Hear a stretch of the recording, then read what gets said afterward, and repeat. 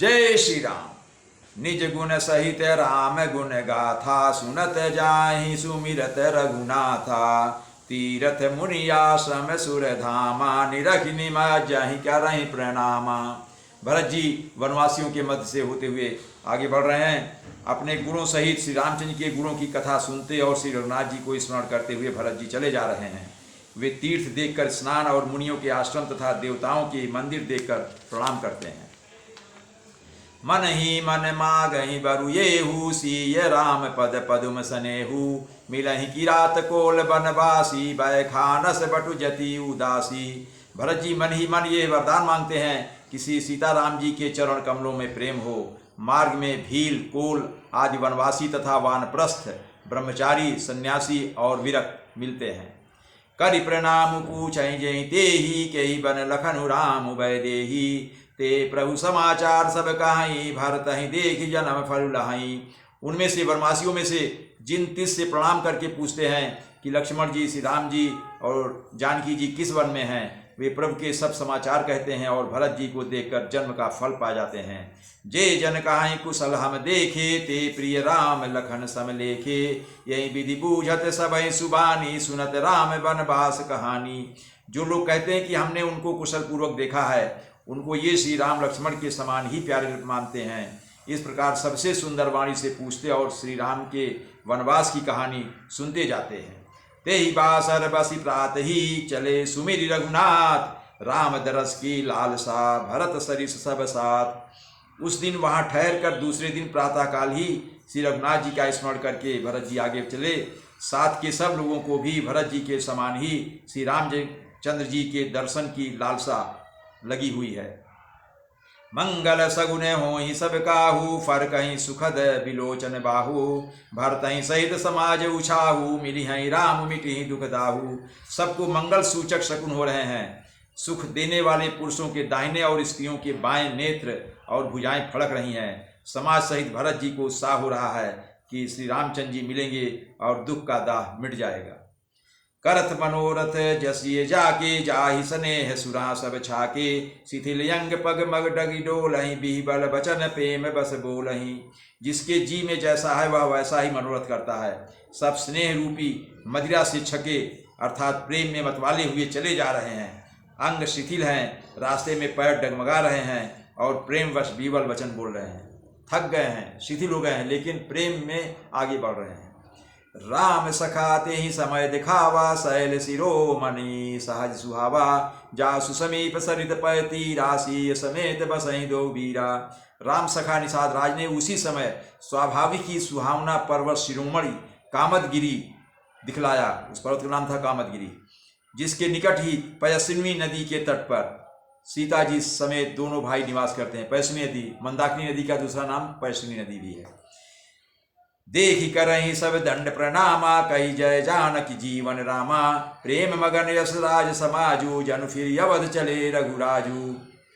सभी लोग उस पर्वत को देखकर जानकी और जीवन रामचंद्र जी की जय हो ऐसा कहकर दंडवत प्रणाम करते हैं। राज समाज प्रेम में ऐसा मग्न है मानो उस रघुनाथ जी अयोध्या को लौट चले हों। भरत प्रेम उते ही समय जस, तस कही सकई न शेषु। कभी अगम जिमि ब्रह्म सुखु, अहम मलिन जनेशु। भरत जी का उस समय जैसा प्रेम था वैसा शेष जी भी नहीं कह सकते।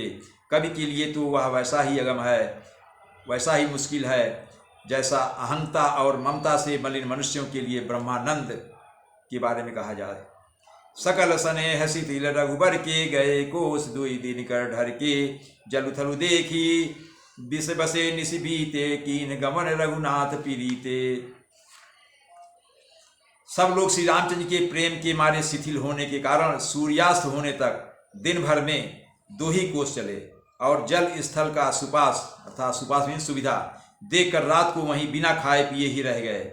रात बीतने पर श्री रघुनाथ जी के प्रेमी भरत जी ने आगे गमन किया। उहाँ राम रजनी अवशेषा, जागे सिंह सपन यस देखा। सहित समाज भरत जनुआए, नाथ वियोग ताप तन ताए। उधर श्री रामचंद्र जी रात शेष रहते ही जागे। राम को सीता जी ने ऐसा स्वप्न देखा, रात को सीता जी ने ऐसा स्वप्न देखा जिसे वे श्री राम जी को सुनाने लगी मानो समाज सहित भरत जी यहाँ आए हुए हैं। प्रभु के वियोग की अग्नि से उनका शरीर संतप्त है।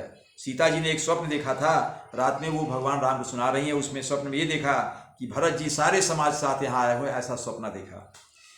सकल मलिन मन दीन दुखारी, देखी सासुआन अनुहारी, सुनसिय सपन भरे जल लोचन भये, सोच बस सोच विमोचन। सभी लोग मन में उदास, दीन और दुखी हैं। सासुओं को दूसरी ही सूरत में देखा। सीता जी का स्वप्न सुनकर श्री रामचंद्र के नेत्रों में जल भर आया और सबको सोच से छुड़ा देने वाले प्रभु स्वयं लीला से सोच के वश हो गए। सोच वश हो गए, भगवान है लीला कर रहे हैं, नरलीला करते हुए वो भी सोच में वो दुखी हो गए कि आपने सीता जी तुमने ऐसा स्वप्न देखा कि सब आए हैं, तो ये तो बड़ा ही मुश्किल वाला समय होगा।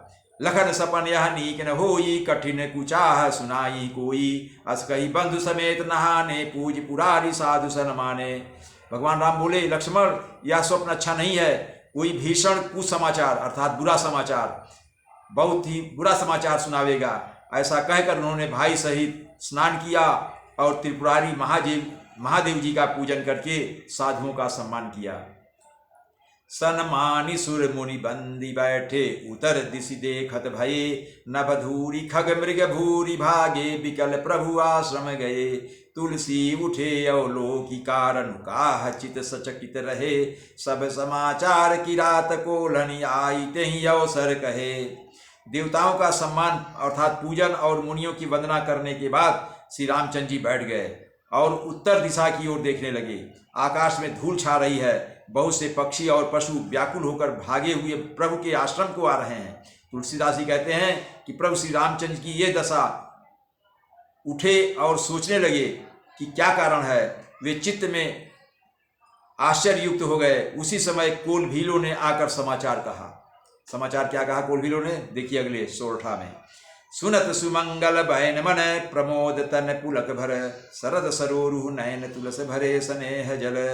तुलसीदास जी कहते हैं कि सुंदर मंगल वचन सुनते ही श्री राम जी के मन में बड़ा आनंद हुआ, शरीर में पुलकावली छा गई अर्थात बहुत प्रसन्न हो गए, और शरद ऋतु के कमल के समान उनके नेत्र प्रेम के आंसुओं से भर गए। जय श्री राम।